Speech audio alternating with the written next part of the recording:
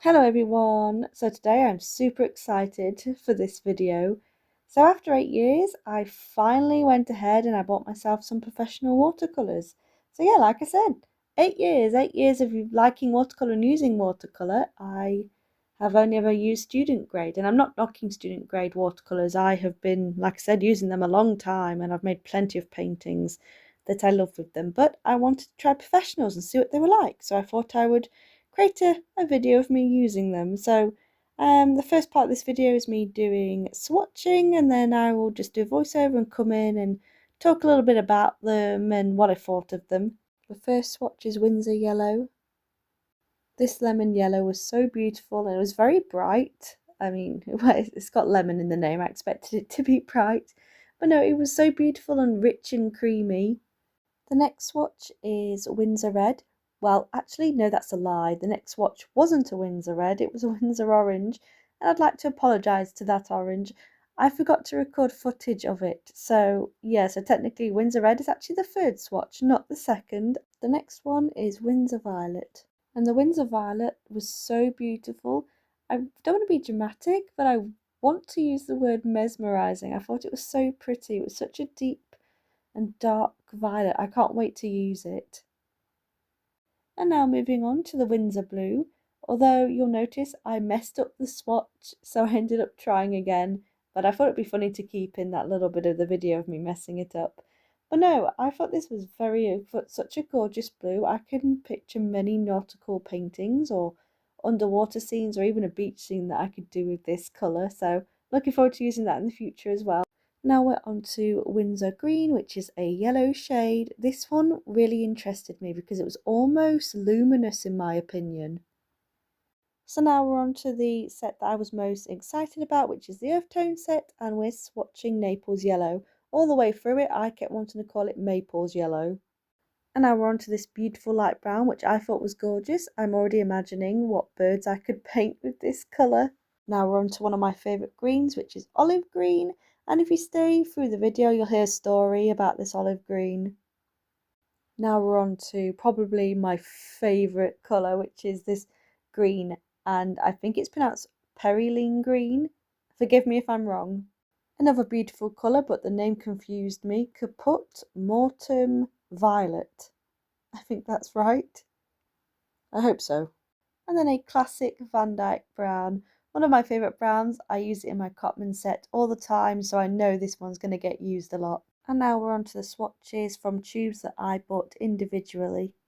And our first swatch is Gamboge New, and I could talk ages about how much I love this colour. It's so beautiful. I have one in my Cotman set, so I had to get one in my professional. And now we're on to Transparent Yellow, and I bought this one basically because the name interested me and I can never have too many yellows. And to me it kind of looks like Gamboge, but maybe a little lighter, which isn't a problem. And now we're on to Sap Green, and I always have a Sap Green in my Cotman set, so again I had to have it in my professional. And now on to Indigo, which I would describe as an essential for me. I always run out of this colour first, I always use it, so I was so excited to find out that the professional ones did an indigo too. And now all of my beautiful swatches are complete, or at least I tried to make them beautiful. And now we're on to the painting itself. So I did do a sketch a little bit beforehand, just so I had something ready to paint when I did this video, because I knew it was going to be a longer video. And I ended up sketching a swallowtail butterfly. I'm not going to be bordering off the paper because it's the first page and I wanted to go a little bit more loose and simple and free, I guess. So now the swatches are all complete, and here is the sped up version of me painting the swallowtail butterfly. So I started off with the butterfly first and then the background. So it kind of in a weird way sounds silly to say this, but it's something I was thinking about.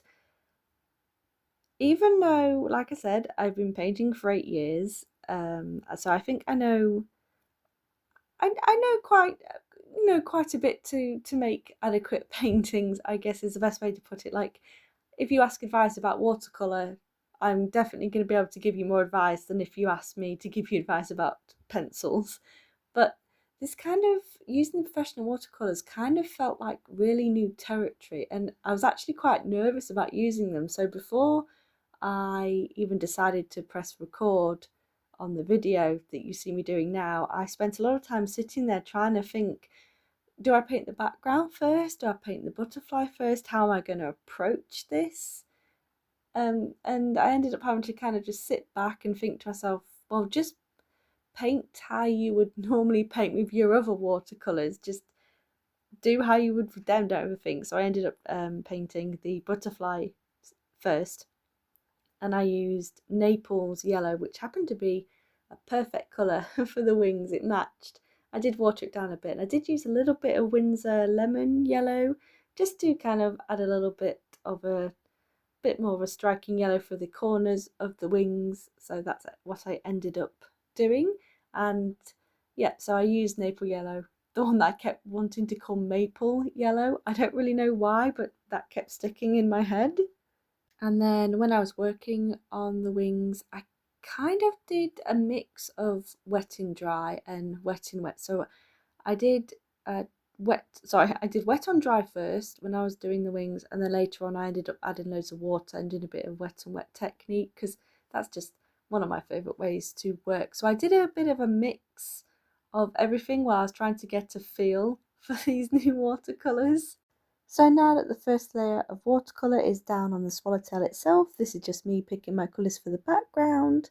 Originally I couldn't decide between the transparent yellow or the gamboge, but I ended up picking gamboge, olive green and perylene green, if that's how you say it. I hope that's right, but I used that green as well. With me picking out the colours that I wanted to use for the background, I went ahead and got started. So I started off with my brush and I ended up wetting the entire background. So I know I wanted to do wet and wet technique. So I just wet the entire, wet. I wet the entire background. I'm careful not to obviously go over the wings of the butterfly, that I'd already painted, so I didn't get any green on there, and I started adding olive green to the background. And once I added that first colour to the background is when I started to really feel a lot more confident about using the watercolours. Like I said, it was a strange experience. Kind of overthinking. Maybe that's the best way to describe it. Probably the best way to describe it is overthinking, because they're professional. Even though I'd used watercolors before, it was a very strange feeling. But this is when I started to feel really confident, and it was really fun to see them work so well on the watercolor paper, and there were just such beautiful colours. I said colours. At the moment, I've only got olive green down, but I add more colours later. So yeah, so at the moment it's just me just filling in the background with olive green, and then I did get the the perylene green, Perylene. I'm going to say perylene, and then after this video I'm probably going to go research that and see if I've said it correctly. And if I've said it wrong, please forgive me. But no, I ended up getting that green, and I went around the edges of the butterfly and let the water basically take it on the rest of the background where it was already wet, and just let it do its own thing. Although I did manipulate it here and there, so at the moment you can see me working at the top, and the top bit of the page, the watercolour paper, had dried a little bit already, more than the bottom.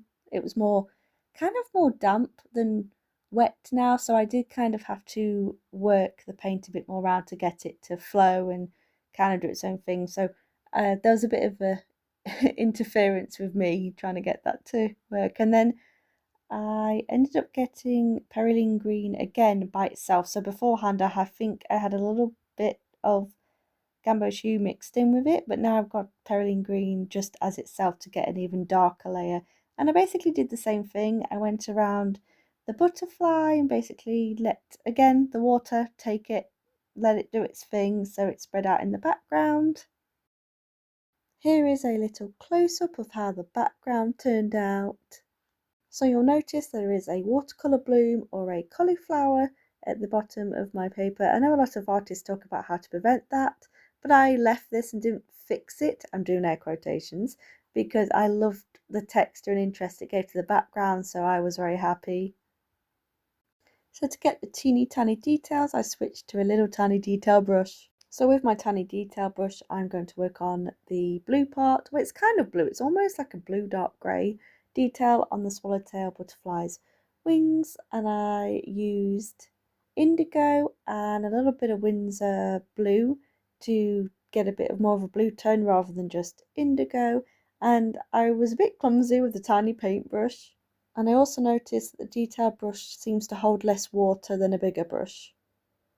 So now with more indigo than Winsor blue in my ratio, I went around and tried to use the wet and wet technique to make the edge darker, but some of it had dried a lot quicker, so I had to struggle a little bit. So with the same tiny small detail brush, I was going ahead and I was using it on the eye.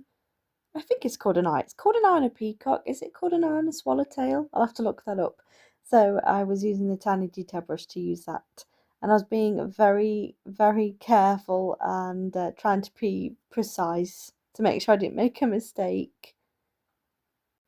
And while I was doing the tiny little details, I realised my symmetry was off quite a little bit on the bottom of the ring. And then I realised that I had painted over my sketch, and I'm just using this to point it out. You can see a very faint sketch.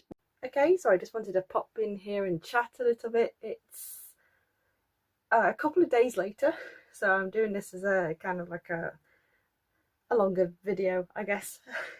So just get my sketchbook out of the way, sorry, watercolor journal out of the way for now. I want to talk about this first. So these are obviously my professional watercolors. I created that for the granulating watercolors. I haven't used them yet. I want to make a video out of that separately because I want to play around with them and kind of document me playing around with them. I've never used granulating watercolors before that I know of. I think some Cotman sets are granulating, but I don't know which ones because, like I said, I don't know if I've used some. Yeah. So there's my professional watercolor palette. I got them in tubes, and this was an old watercolor set I bought from a holiday trip, and the watercolors that were in them were awful, and they were really, really bad. I've actually got a set of 99p watercolors that I did a video for a while ago about cheap art supplies, and they were better than this one, but the ones that were in here. But the kit itself came with watercolor paper, which was really nice. It came with some watercolor brushes too, which I really loved as well. So it wasn't a complete disaster, but I've got my eye on a travel kit, 2 travel kits. I haven't narrowed it down to which one I want yet, but basically I want to make that as my next art kind of purchase, or at least my big art purchase. So I wanted to recycle, so I used an old palette because this is just plastic. Literally it just comes out. And then the box itself is just plain white, and I had some, well, that didn't sound good. I had some craft paper that I thought I would just decorate it with because I wanted to make the box look a bit special, more special. But I'm not a crafty person, so look, I can't decide whether I probably could just glue them back down or cut them off and just have a white section here. But yeah, it doesn't really matter because they're just for me. And like I said, I didn't want to pay money for a new, because originally I was going to get a watercolor tin, an empty tin, and put the watercolors in, but I thought I would recycle. Okay, next little thing. Ooh. So you'll have just seen that I painted the swallowtail butterfly. I love how it turned out. It was so much fun. These watercolors are beautiful. So this is a 300. Just checking. Yeah, 300 GSM. So I bought myself a watercolor journal with good paper to go with the professional watercolors, so I could see them at their best, the best I guess best opportunity to see how well they work, you know, because good watercolour paper, good paints. So yeah, so I love doing that. When you watch the video, you might have noticed, maybe you didn't, but I'm going to point it out, that I noticed a couple of things. So this is my swatch card. So obviously, first things first, I've done 3 rows of 6, and you'll notice I have 4 rows of 6. So I used a circle tool to get my swatch circles to look neat. I don't know if neat's the right word, but make it look more presentable. I don't know. So I tried to cut it so it fits, and it doesn't fit. So I'm gonna have to fold it anyway. So it does. So that plan was out the window. Yeah. So I counted them wrong. And then the other thing is, I have 2 olive greens. Now I bought. Oh, well, that one too, but I haven't used these yet. So I bought these, and they're Professional Watercolors, and they come in a box of 6, and they're cheaper. They're cheaper in the long. I don't want to say they're cheaper in the long run as such, but they were cheaper for me to feel good about jumping into expensive professional watercolors, if that makes sense. So they were cheaper to be like, oh well, that's not such a big price to pay to test what they're like. So this is the earth set, and this is the set in question. So the earth set comes with an olive green. So this is the earth set on my row of watercolors, and comes with an olive green. I went back into the shop to buy another set, because originally I did these 2. I filled these up and let them dry. I filled this one up, but this one was blank. So I went to the shop to buy another set of these to find a different colours, a different set to the ones I had, and they didn't have any. So I thought, well, I'll just buy 6 tubes off the actual rack. They don't come in a box, you just buy the tubes by themselves. And I thought, well, I'll just buy 6. I'm only buying 6. The first problem was I accidentally bought 5. I was supposed to buy 6, and I was counting in the shop, and I ended up buying 5, not 6. And I checked my receipt. It wasn't a case of me being silly and like leaving it on the counter at the checkout or dropping it. I just miscounted. So I ended up filling 2 spaces with indigo. And the olive green, which obviously was already in this set, as I mentioned, it turns out I just bought another green off the rack for my 6, and I didn't realise until I got home to fill it up. And I wrote the names down the other day that I realised I ended up with 2 olive greens, one from this set, and then one that I bought individually as a tube by itself. So yeah, silly me, I do things like that. But on the bright side, I love the olive green. I think it's a beautiful colour, so when one of them runs out, I know that I'll have another tube afterwards. So now I've done that little talk, little chat, let's actually paint something on my journal, but in real time. So let's go. Here is what I'll be painting in real time. Okay, so let's do a painting. I'm probably going to do a landscape, so I don't have to plan my painting, which sounds really awful, doesn't it? Oh, I'm gonna do this because I don't have to think. I think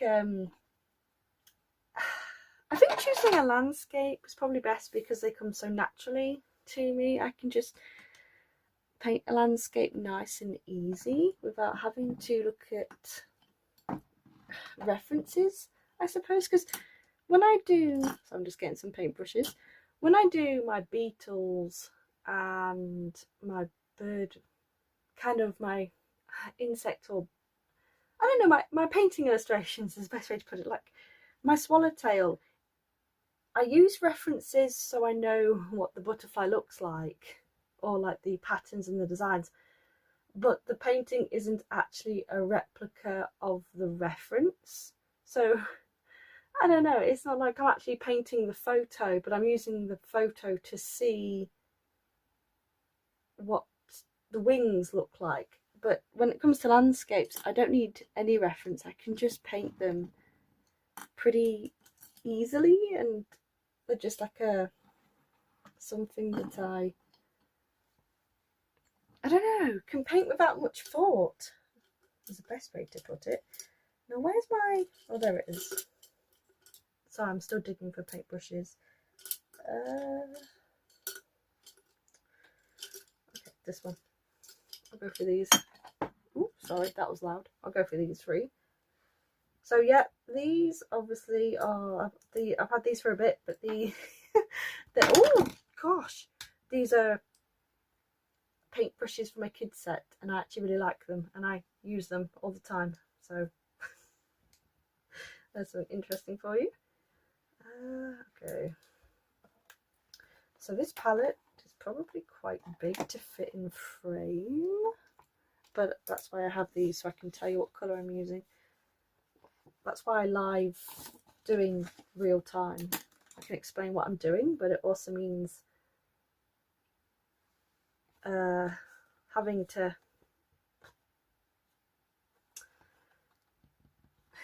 take more time out of your day. Sorry, I don't have enough time to do it.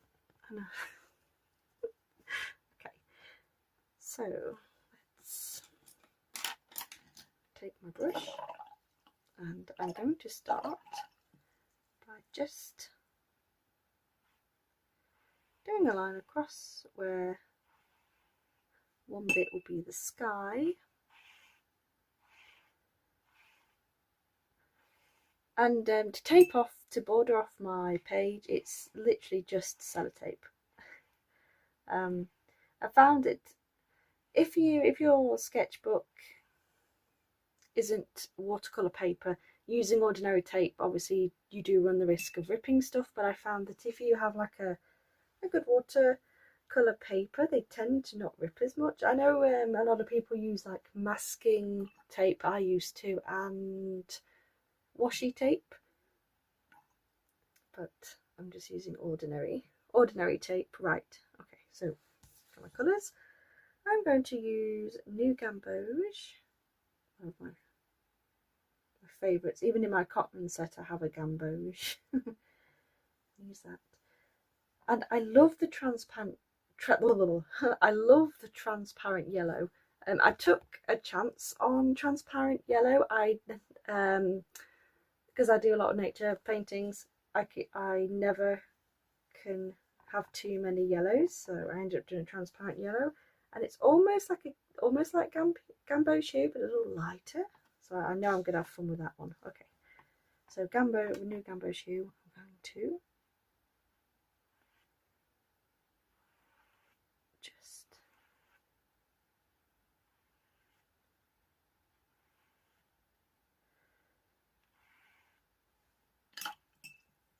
and now I'm going to take some indigo. I'm going to water it down a little bit. So I'm taking indigo. I know you can't see my mixing palette, but I'm taking indigo and I'm adding, where is it? Van Dyke Brown, because I like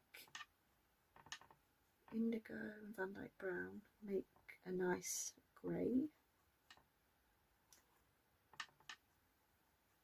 Okay, is that, although that might, oh, I don't know, I might have a bit of green on it. Oh, actually I'm too nervous. Let me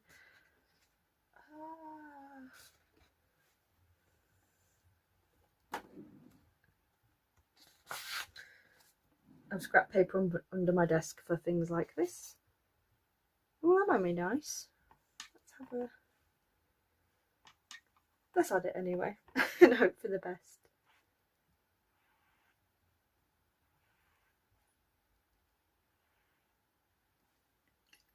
And then I'm going to get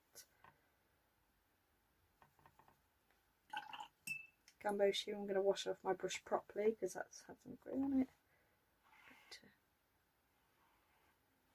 Ooh.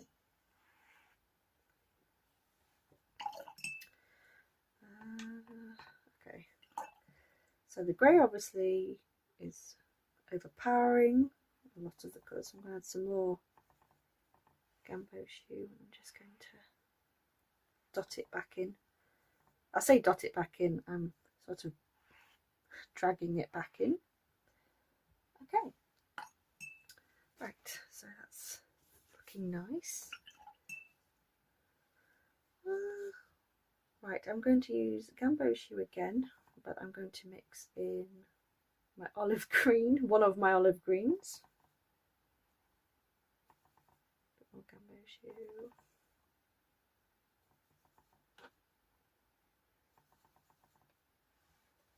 Just going to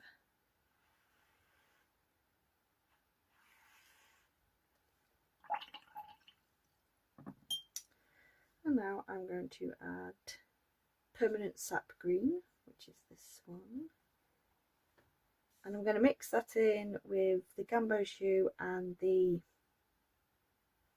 see okay, so this is why I need my swatch card, because even when watercolors aren't a new set to me, I still have to figure this out. Okay, I'm adding permanent sap green to the olive green and the new Gamboge that I've just done to get a, there we go.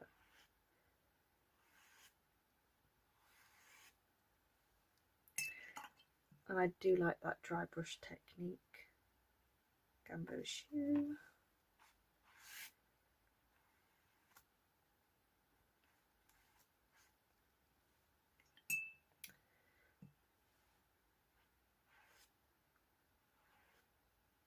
I have to probably go and let that dry. Oh, a bit of sellotape got stuck to me there.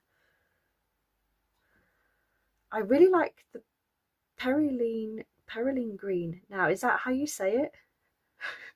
Periline green? Periline.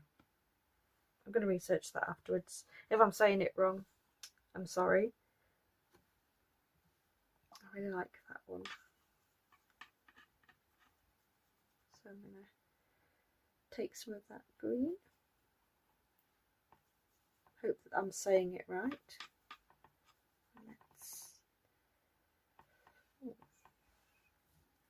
I don't know whether to just put that really dark green straight in or add a little bit of the sap green or the olive green to it. I'll add a little bit of sap green.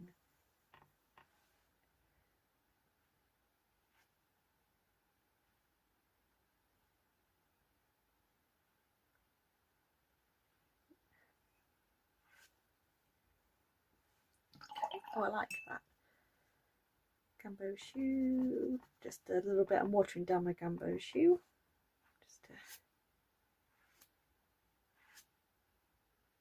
Okay, we're going to let that dry. Just leaving this to dry. I really wish that I had maybe put down some masking fluid, maybe around here, and then I could have done like some flowers, but I can always add them with markers afterwards. I just thinking about it right now that some flowers in the front would have looked really nice.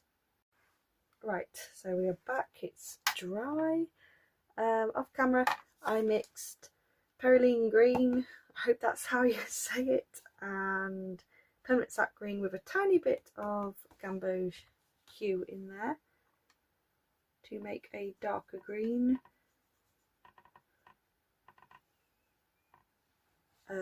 This is the green that I made. I think it's really nice. That's a lovely green. And that's just going to be really simple splodges in the background just to look like trees. Oh, sorry, I don't know what my voice did there. Just doing little dots,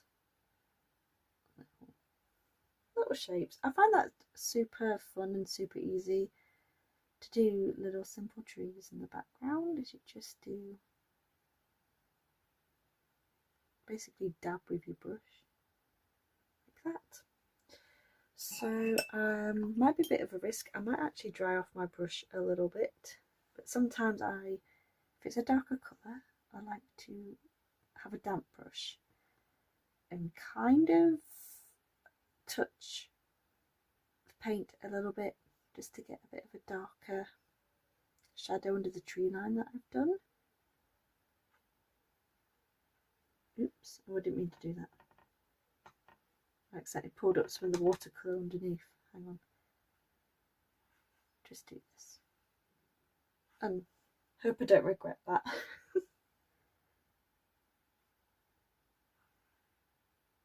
Oh, I'm regretting it. I'm regretting it.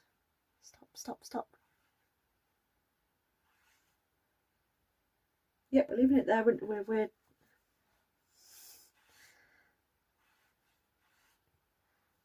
bit of dry brush. Yep, we're leaving it. We're leaving it. Don't touch it anymore. Don't do it.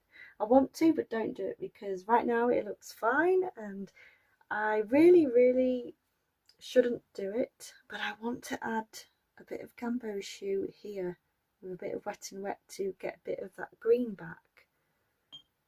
Sorry, a yellowy green. Oh, do I do it? Okay, this is either gonna help me or be a big mistake. Oh, I did it. It didn't really do much. You know what? No, we're not doing it. We're leaving it. We're leaving it. Okay. So that is looking quite nice. I'm just going to touch up just a little bit, just a little.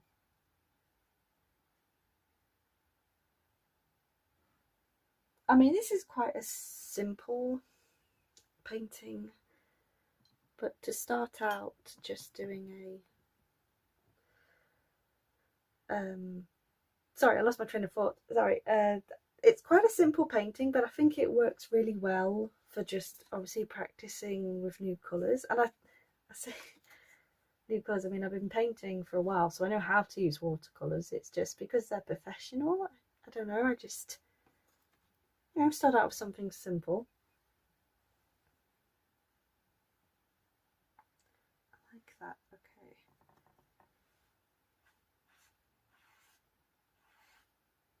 Just gently.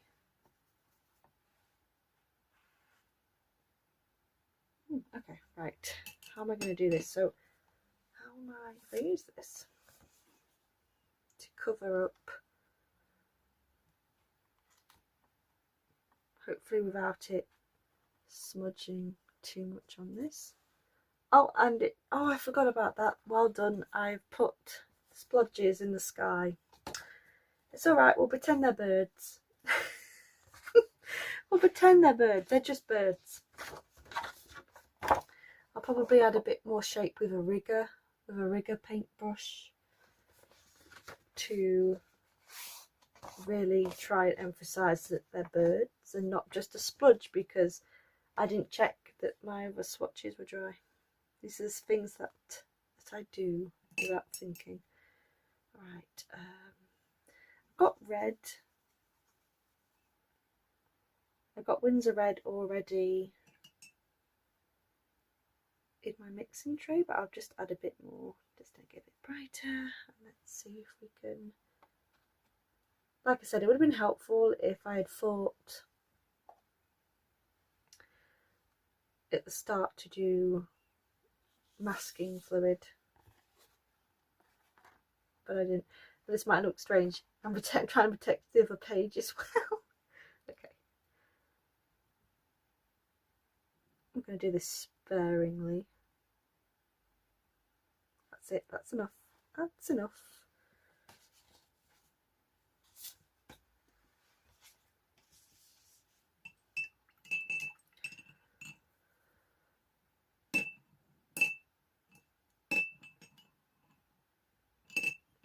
Oops. So obviously that's still wet, so I'm going to add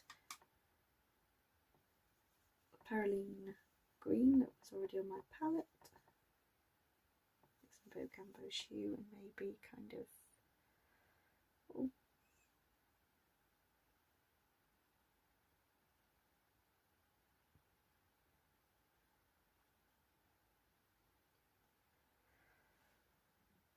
I should have left it. I should have left it.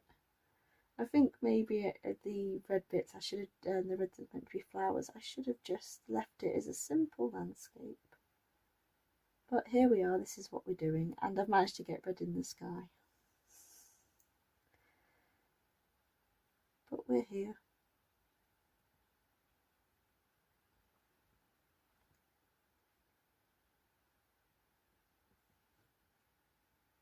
Okay, so where is my brush that I was going to do the birds in with? Sorry.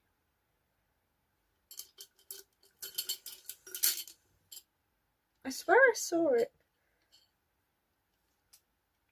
Not that one, because that one's destroyed. That one just kind of came to me destroyed.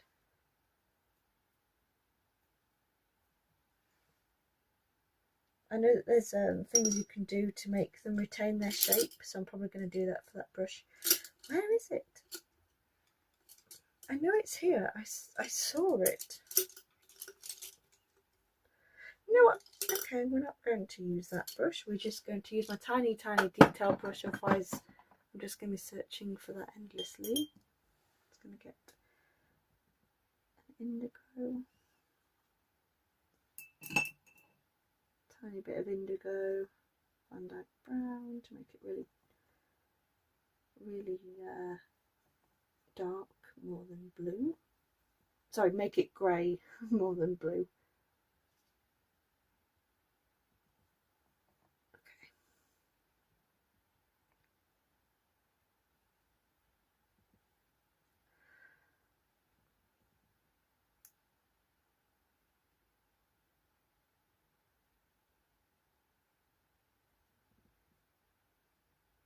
I don't know if they look like birds or if they look like exactly what they are with me smudging watercolour in the sky. Okay, I think I'm going to leave that finished. I could add some more red splatters, but I think I've already went from simple landscape to adding a bit too much. Wait for this to dry. Just adding some Posca pen because it's a brighter white, and I just thought it would maybe make them look a bit more like flowers. And also with the pen, I'm just being able to be a bit more precise than when I do splatters.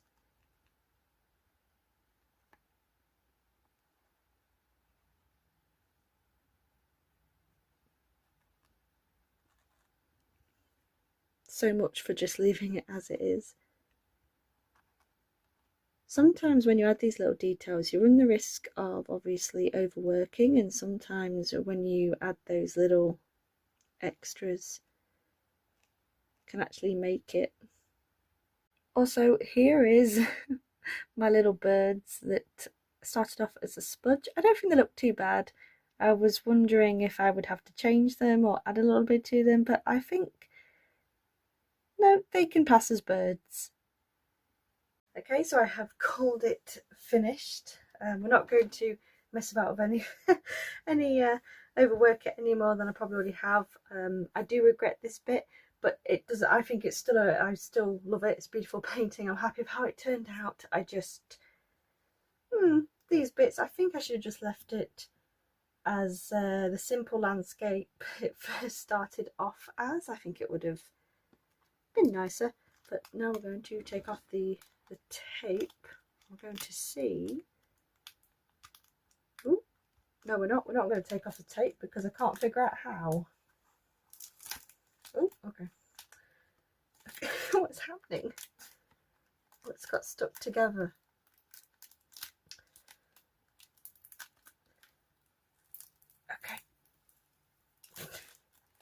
Okay, I've got them separated.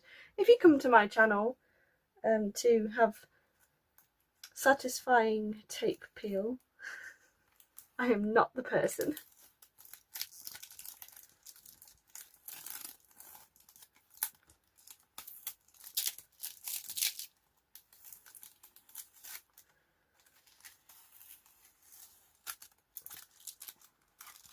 Okay. Here we are.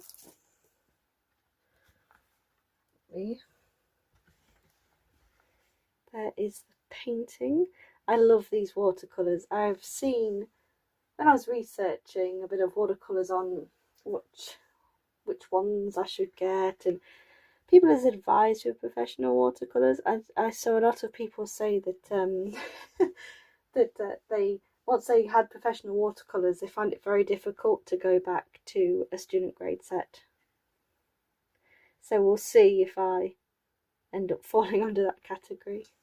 There's my finished painting. So here are my 2 paintings so far. So right, thank you all so much for watching. Bye.